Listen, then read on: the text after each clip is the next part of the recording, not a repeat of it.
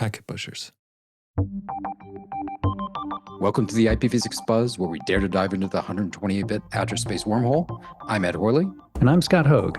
On the show, we discuss all things IPv6, strategy, design, deployment, and operations. And I'm Tom Coffeen. We've spent 20 plus years working with the IPv6 protocol. We run a consulting firm where we get IPv6 working for our customers. And we're here to share some lessons learned and how to avoid common mistakes. We're glad you joined us today. We're going to be continuing with our IPv6 Basics series, and we're going to do the topic of address planning. And we're lucky enough to have one of the co-hosts of the show, Tom Coffeen, who happens to be the author of the IPv6 Address Planning book from O'Reilly, here with us. So I think Scott and I are going to bring the questions, and we're going to make Tom the guest for this episode. So welcome, Tom, to the IPv6 Buzz podcast. You have been demoted from a co-host, and you're now merely a guest. Yeah, thanks. Long-time co-host, first-time listener. Welcome, Tom. Who are you, strangers?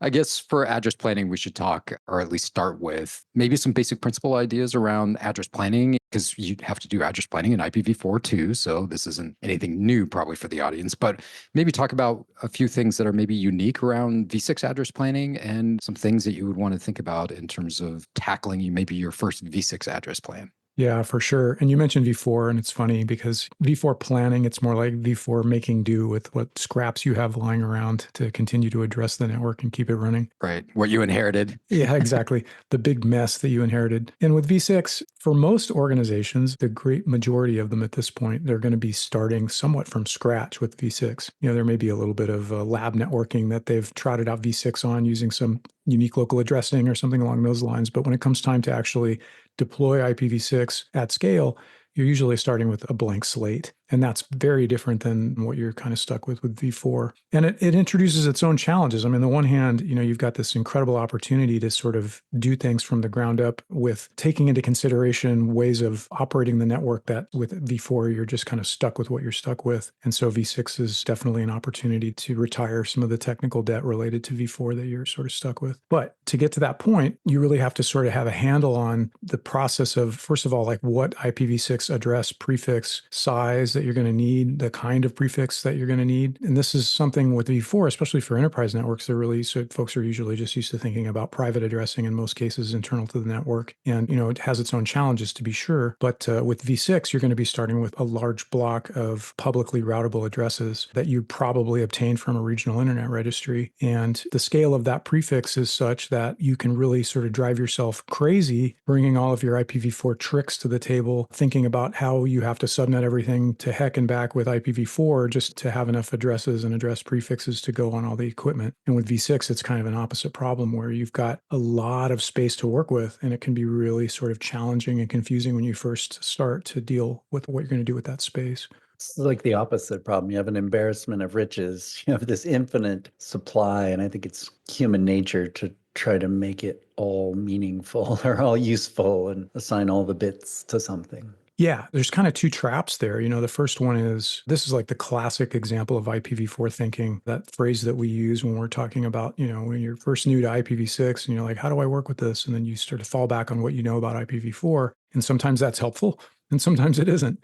And in the case with the address planning, you know, the IPv4 thinking, the first place that bites you is the tendency that we have to like right size everything to exactly the scale of whatever it is that we're addressing on the network, whether it's applications or network gear or whatever it might be. It's like, I have this many things. And so therefore I will create a subnet that only gives me addresses for that many things. And then I will have more subnets left over that I can do in the future, I can use for just that many things. And it's very different in IPv6 when, you know, you're new to it, you're not comfortable with the idea that you're going to be starting with a block that you assign to a location or a function. And that the size of that block, you know, once you determine sort of the largest instance of that application or that function or that location, you know, you can go ahead and assign the same size block to all the other locations or functions within that realm of the network. And it almost inevitably means you're not going to be using a lot of that space. There's going to be a lot of addressing that you just don't use that's just sitting there and not, you know, sort of in reserve. And it's really uncomfortable the first time you sort of realize that, and you're so used to being super parsimonious with your V4 addresses and prefixes. So that's like the first trap that you can really fall into. But as you say, Scott, the other challenge is that once you realize you have this like vast number of bits and that you can use to sort of define prefixes that have pretty significant meaning in terms terms of I can look at a prefix and know what it's assigned to. I can know that, oh, that particular prefix is always mapped to, my campus headquarters, or, that particular prefix is always what I'm numbering my data center out of. And so it's kind of a nice little hack, but at the same time, you can go too far. And, it's like, well, let's see, I've got a prefix just for my data center. Now I'm going to break out subnets to assign to each operating system type within the data center. I mean, you can do this with v6. It just can quickly become madness at some point where you create these really brittle sort of structures and architectures that are sort of over-determined. And so we have to try to find a good balance between taking advantage of how we can do that in v6 and use prefixes to identify assignments and not go too crazy with it and get ourselves like sort of painted into a corner with it.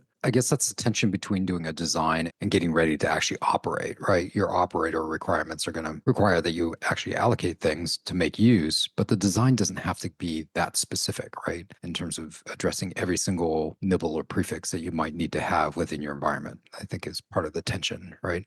Yeah, absolutely. That's well put. That's really sort of the difference between there's kind of two levels of the address plan when you're just starting. And the first one is like, I need to have a basic outline of the relative size or scale of my network. And then I need to use that to go out and get a prefix of a particular size. And that's one of the pitfalls you run into right away, where it's like you might be tempted to get a smaller prefix than you actually can take advantage of and use to really operationally expand in a way that you can't with v4. And so, like sort of censoring yourself up front and saying, well, I can really make do with this smaller prefix. And when it comes time to sort of do your address plan proper, once you have that prefix, you may find that you don't have as many prefixes as you would like to keep things like operationally simple. There's kind of the address plan before the address plan in that sense, like how big of a prefix am I going to need? And some of that's, a little intuition. Some of it's based on the actual scaling size of the network, but you have to be thinking in terms of IPv6 address planning principles when you're sort of determining what the right size is. And we'll talk about a couple of those things, I'm sure, as we proceed on the topic. But to your point, related to operationalizing that address plan, yeah, you're absolutely right. You create a high-level structure that sort of shows how the prefixes are going to be laid out, but where the rubber really meets the road is where you start assigning those prefixes to devices.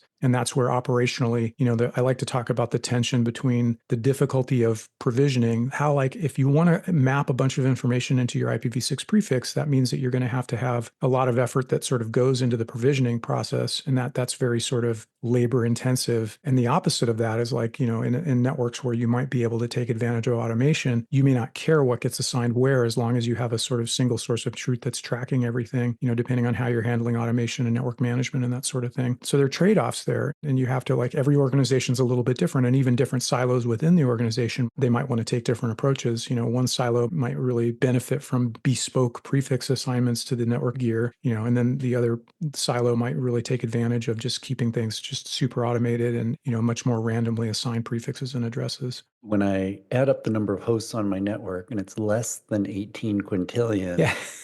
I should only ask for a /64? Yeah, exactly.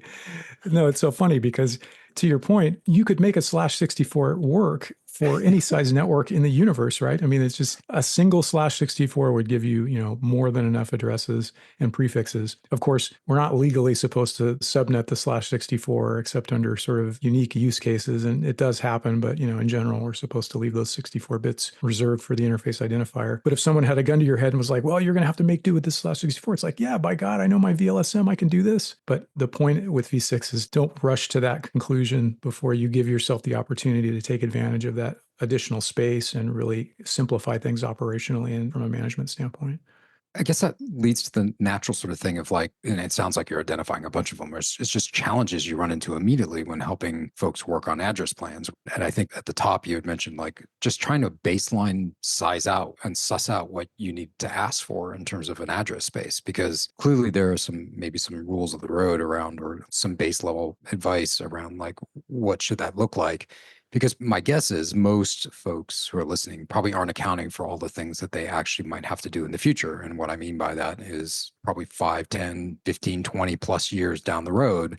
And I think the goal of all the RIRs is to say like, hey, we'd rather service your needs into 50, 100 years from now and maybe allocate you a larger size allocation than maybe not. I don't know. What's the trade-off there? What's the challenge that a company's going to run into if they just do a minimum, like I just need a 48 because that's more than enough address space? Yeah, a couple of interesting developments related to that question recently. And you bring up what the REAR goals are, the Regional Internet Registry. And I think a lot of enterprise admins and network architects, they may or may not be familiar with working with the Regional Internet Registry to get address resources. I mean, these days, of course, if you're trying to get V4 resources, good luck. But, back in the day, it's like having to interact with the REAR and put in requests for allocations and do that in the V4 land. A lot of enterprise architects, it's kind of like new territory for folks. And so they may not be familiar with REARs and sort of where they're coming from. And there's a sort of hesitancy to ask for more space based on the idea that you don't want to overuse a resource. It's like, this is a valuable resource. We don't want to overconsume it at the start and run into problems down the road. If we start to dig into how much IPv6 address space there actually is, the risk of that is incredibly infinitesimally low.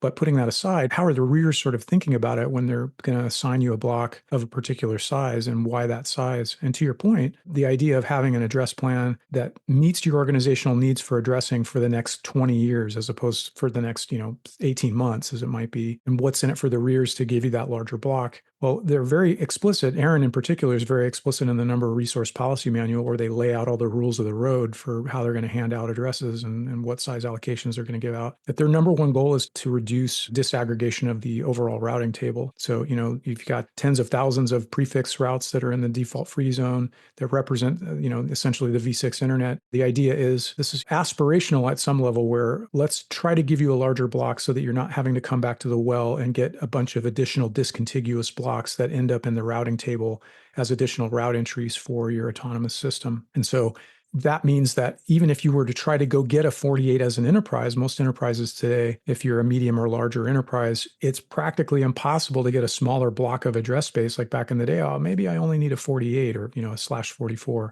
And there are a couple of rules around why you would only need, say, a /48. You're not going to get that small of an assignment unless you're singly homed, because that's the smallest routable prefix on the internet. But in general, for most enterprises, they go to a regional internet registry, ask for a block, and, lo and behold, here's your /32. Well, I don't need a /32. I can make do with a /40 or /44, as the case may be. But to another one of your points, Ed, there's a couple of principles that we want to bring to the table right away that we're probably not thinking about, we can't think about with V4, that are sort of very different in terms of how we're going to be consuming that V6 address space when we're doing our address plan. Yeah, the RIR is going to give you what you ask for. And if you don't think ahead of time and you just ask, you'll get maybe what you ask for. I got introduced to a service provider here recently, and they got a /36. And I was like, you're an ISP. You have a /36. Like, that's maybe not enough. They didn't think to do any more analysis. They just asked, and the RIR was like, okay, if this is what you ask for, this is what you get. So don't assume that the RIR is going to ask you a bunch of questions and make sure it's correct. Yeah. If you ask for something small, they'll give it to you. If it's undersized, it's on you. So you have to do your due diligence up front before even asking. So there's some analysis before you even go get your addresses or even make a request. Yeah, it's a great point, and it works in a couple of directions. It works in the direction you just mentioned about they're not going to police your architecture work up front to make sure that you get a big enough allocation. It's like, hey, we're a big ISP with, thousands of locations, and it's like, well, we're going to make do with a /40. The REAR may just give you a /40 if that's what you ask for, and they're not going to be going over your request with a fine-tooth comb, pointing out the ways in which that might not be enough down the road or even initially. But the sort of reverse of that is that the regional internet registries, they don't have the time or the interest in terms of enforcing community policy to go over your request with a fine-tooth comb related to, are you going to use every last prefix that we've assigned to you before we're going to give you more addresses? Of course, they have to do this with V4 because there's just no more V4. But with V6, it's absurd. There's simply so many prefixes, within any given size prefix that you would be allocated from a REAR. Depending on how you're going to apply it, you can make it work. And you can also create challenges from yourself at the outset by trying to be too thrifty with the prefixes that you're assigning out. And so the two principles that really sort of you want to try to apply up front are related to making prefix assignments on nibble boundaries. And so this is something that, I think we've talked about a fair amount on this podcast, and you might be familiar with it from just working with V6 in general. But the idea that if you treat the IPv6 prefix and break it down in terms of multiples of 4 bits, you end up with characters within the prefix that align with each of those nibbles. those 4 bits. And when you do that, you're creating a lot of clarity by taking that 4 bits and keeping it whole without breaking it up into smaller bit-based prefixes. You end up with a very specific prefix that you've assigned to a particular function or location that doesn't change over time. But what that means by the very process of doing that is that you're leaving a lot of those bits that are available within that 4-bit prefix. Chances are you're not going to be assigning everything out of those 4 bits and exhausting everything that's within that nibble aligned prefix. In many cases, you may end up with many, many prefixes, in a nibble aligned prefix that are just held in reserve for future use. And so that's the second thing you need to be comfortable with, is just holding prefixes in reserve for future use, where it's like, we're not using this today, but I'd rather have a network prefix on a nibble boundary that I know I can summarize easily, or I know I can write a simple ACL rule for, and everything that's within that prefix that I could potentially subnet out. Maybe I could do that in the future if I need to, but for now, I'm going to take advantage of that space and keep everything really lined up and spaced out and very neat and operationally simple. Yeah, don't try and densely pack it, I guess. Leave yourself room to expand, as necessary, or even just leave it blank. You have to be comfortable with just having empty space. Hearsay, leave it blank. Hearsay, everything has to have the word reserve next to it. Yeah, that's right. I've watched people struggle with literally leaving, as Scott was saying, leaving it blank. Yeah. They're trying to work through this and like, we got to assign this, and this needs this purpose, and this needs, it's like, no, you don't have to assign it any purpose at all. It can just sit there. You can just watch the steam coming out of their ears as they're trying to figure out what you just said. Like, you don't have to use that. You don't have to allocate any of it. In fact, this entire portion of this network segment, you can just leave it for future use, future planning. And a lot of people just need to put that word reserve next to it. Right. Make them feel better about it having a label. I think we've all observed this in some way or another in terms of how folks sort of interact with that. Reserved sounds like it's meant for something, like a seat at a table or something, but I'd say TBD or something like unassigned or unallocated, if you're more comfortable with that. Yeah. Yeah. And I think this is also reflected in the tools that you might use. So, Tom, using a commercial product of some type to do your address plan, it gets a little weird to see like full allocations of like listed of like 100% of this has all been allocated, right? For V6. And so maybe we talk through a little bit of how that representation works might be useful for folks as they go through their plan of like doing the plan portion. And they're like, wait a second, how am I allocating all this address space? It's like, well, you're just giving the prefix a function. That's all. Yeah, that's right. And then if you think about the job that IPAM is sort of designed to do, like initially with V4, it was like track all of the addresses, don't waste a single address. That's a very different sort of mission and goal than, here I've got this amazing amount of address space that I can use in this very sparse way that's operationally very efficient. But, to depict what that looks like in an IPAM tool is difficult to do where you have a lot of space that's not being used. It's like, how do you look at the information related to what's been assigned or allocated versus what hasn't been assigned, and how do you fit that all in your relatively small screen real estate that you have, interfacing with whatever IPAM tool you happen to use. And so we're kind of in a place where the tools haven't sort of caught up to that, approaching the design in that way. And that's okay. You can still get the basic structure of an address plan within most of your contemporary IPAM tools and use that to sort of model the high level of the address plan. But yeah, there's always going to be just a lot of space that's unallocated or held in reserve, or however you want to label it or not label it, just a vast amount of space in between what's actually being assigned. Contemporary IPAM solutions like Excel? Right. Yeah, that's right. Your trustworthy Excel spreadsheet that you can always use to track this stuff. But it's the same problem with Excel. It's like, all right, I've got an entry for my prefix for the first cell, and then the next 256 lines are blank, or 255 lines, or 4,095 lines, depending on how many nibbles you're consuming. How do you get all of that? You're having to get pretty clever with how you're manipulating your spreadsheet if you want to get all that information dovetailed in there in a way that's digestible visually. Okay, maybe Fox Pro. Right. For the real old timers. I guess maybe that leads naturally into the next sort of thing, which is your IPAM tool might already have your V4 address plan. Why shouldn't I just have an automatic button that just clicks and builds me a V6 address plan? Right. It depends on how you ask that sort of question and sort of the motive behind it. Inevitably, when we work with enterprises, we come in and we say, well, what are you doing today with V4? How are you routing things? What does your topology look like? What does your security policy look like? Where are the policy enforcement points, and how does that align with, your ACL entries? And so there's all all this sort of stuff that you're already doing in v4 that, you're not going to necessarily be doing things differently in v6 in terms of routing or security, but you certainly don't want to take the approach that you've had to take with v4 with IPv4 runout and just having to make do with just ever smaller number of prefixes and addresses that are available and apply that same logic to what you're doing with IPv6 and your address plan. It is the literal difference between a greenfield approach and completely brown in the worst sense of the word brownfield that you're stuck with IPv4.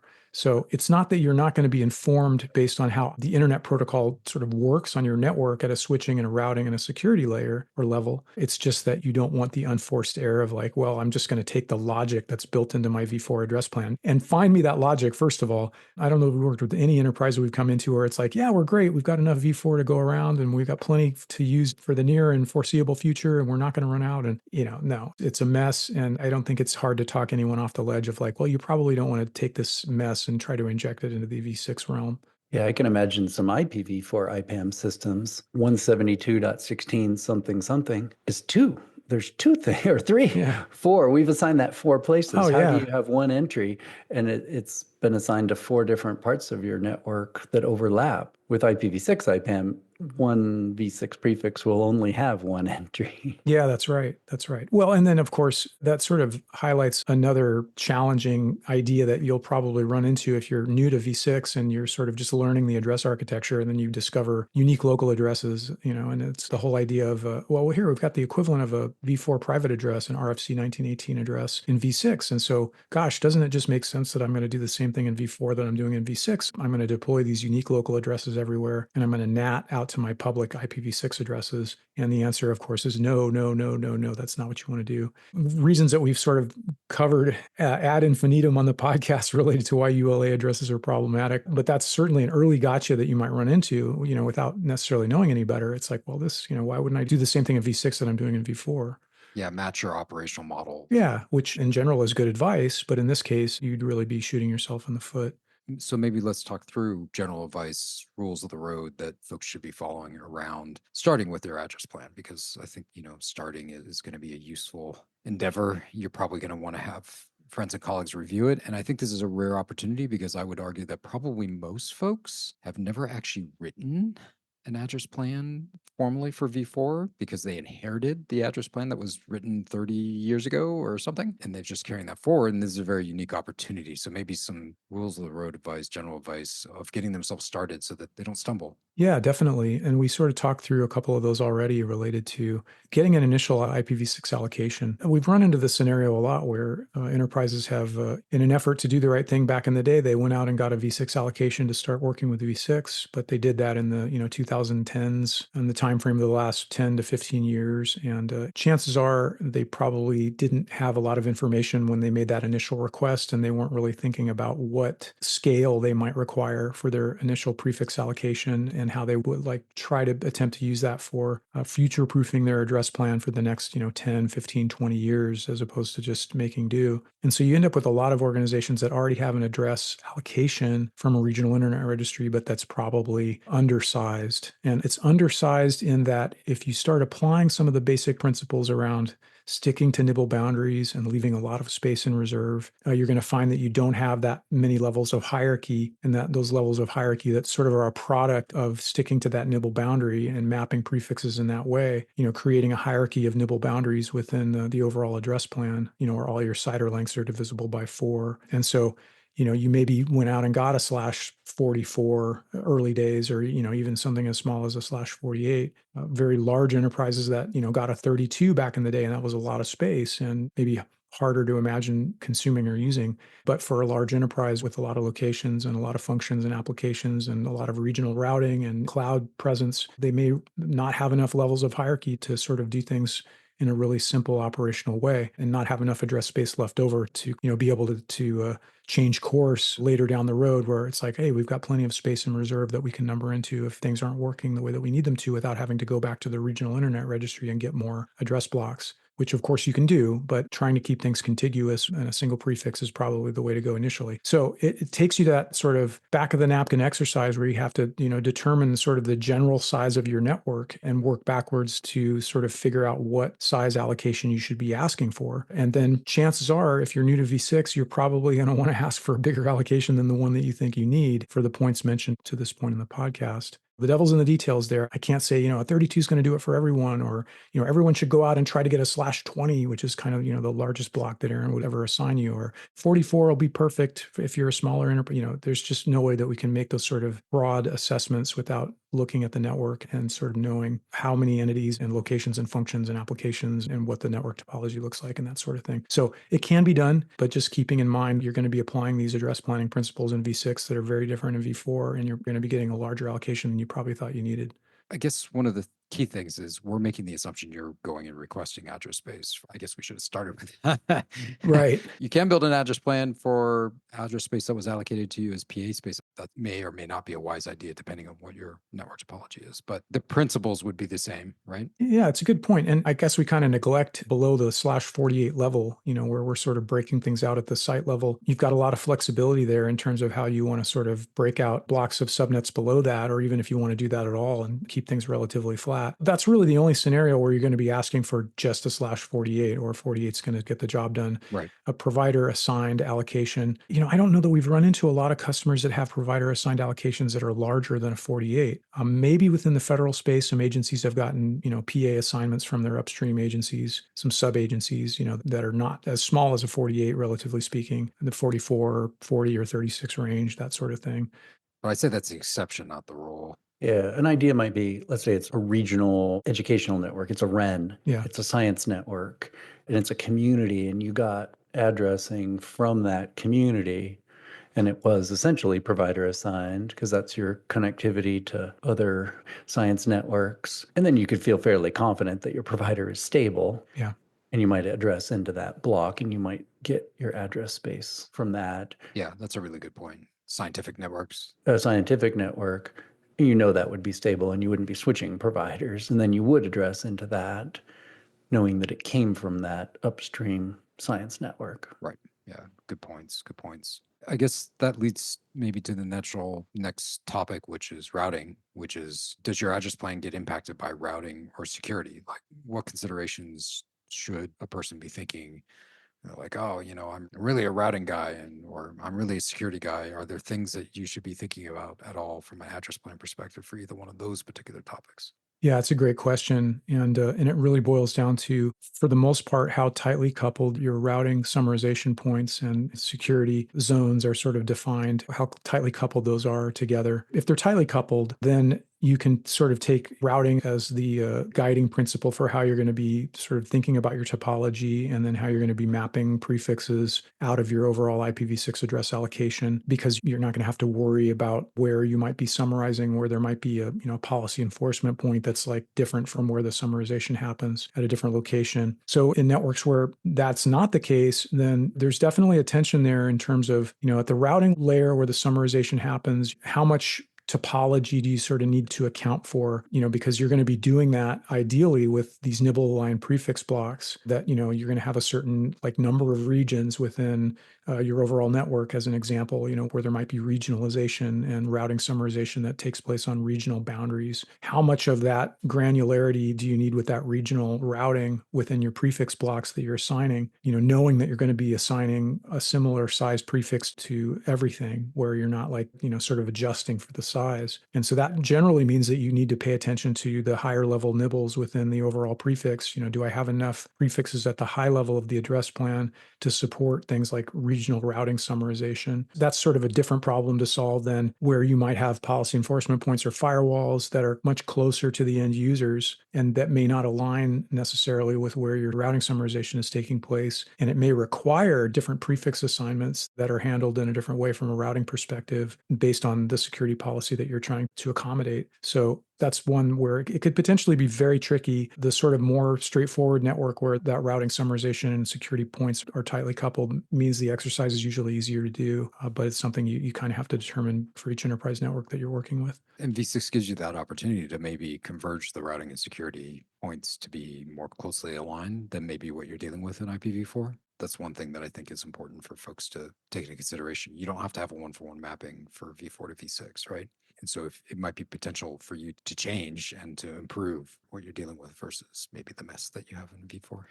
Yeah, that's right. Because even if it's a dual stack deployment, and in most cases it's going to be a dual stack deployment, especially like we're talking about the core network, unless of course we're talking about, an ISP that's already sort of has IPv4 as a service, with an IPv6 underlay, which is certainly possible to do. But for most networks where, it's a dual stack in the core, there used to be the requirement where your V4 topology had to sort of align with your V6 topology because single topology mode was all that was supported. In the case of, say, ISIS, where, you couldn't run a separate routing protocol with a separate SPF calculation and a separate, routing database, separate RIB with, V4 and V6. Of course, those days are long gone. So these days it's, super easy to have, basically your dual stack network with V6 running its own routing protocol, meaning that you can move those summarization points and security endpoints wherever you might need them to be optimal for the overall network design, as opposed to like kind of what you're stuck with V4. Yeah, not just two address families, two separate routing processes, each for their own routed protocol. Yeah, that's absolutely right. And just with the proviso also that, back in the day, that was problematic just in terms of having enough router memory or CPU to handle it. And these days it's pretty trivial from everything that we've seen with most of the modern switching and routing platforms. I guess these same rule sets or your comments around routing and security actually play into overlay networks too, right? For both underlay and overlay, many of the same principles would apply there, right? In terms of considerations around both the address plan and summarization, basically out-of-band networks, anything of that nature would have a similar sort of tension with your discussion around security, right? So yeah, and that's sort of the ace in the hole, as they say, related to having a number of prefixes available to use for network overlays, of essentially any prefix size that might show up in your network. You've left a lot of space in reserve when you did your address plan. A lot of prefixes at all level of hierarchy are available to you. And so, if you can solve a problem with your network architecture by deploying another prefix that isn't being used and use it as an overlay, it's not like you're not going to have enough unique address prefix and address space to do that. You've always sort of got that as a get out of jail free card. It doesn't mean you have to use it, but it does mean it's available for taking advantage of things like overlays where it might solve a particular problem that you have that you need for an application or security policy or something along those lines. Yeah, like they say in most software or networking, nothing is impossible to be solved without another layer of abstraction or exactly. or I forget how it's termed. You'll have the space for future routing domains, tenants, verfs, environments, enclaves. You're going to have more of these in the future. You think about what the future could hold. Yeah. Creativity is your only limiting factor there. And of course, you will regret applying so much creativity down the road. Today's problem solving overlay becomes tomorrow's technical debt. But then you have a virtually bottomless number of additional prefixes that you can use for additional overlays to produce that additional layer of abstraction you're talking about, Scott. for additional layers of technical debt. That's right. Overlays all the way down. I like my parfaits. Thank you. Well, I guess we could wrap up with a final question, Tom. Does size really matter? With V6, size matters. I remember there's t-shirts that say, my IPv6/32 is bigger than your IPv4/32. That's right.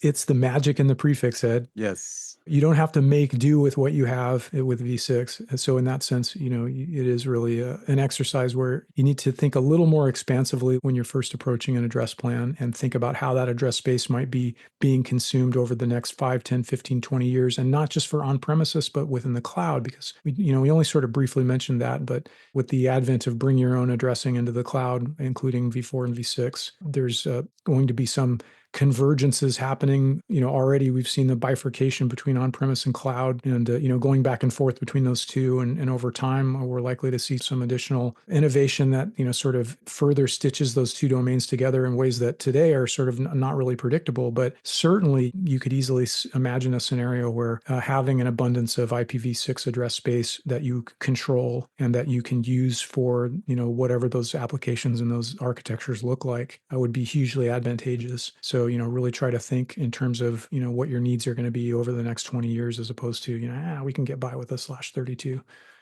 Yeah, that's awesome. Well, Tom, thank you very much for coming on the IPv6 Buzz podcast. Where can folks get a hold of you? Well, I'm no longer on X, but you can find me on Blue Sky, IPv6 Tom, same handle. And LinkedIn is always a good way to get a hold of me as well.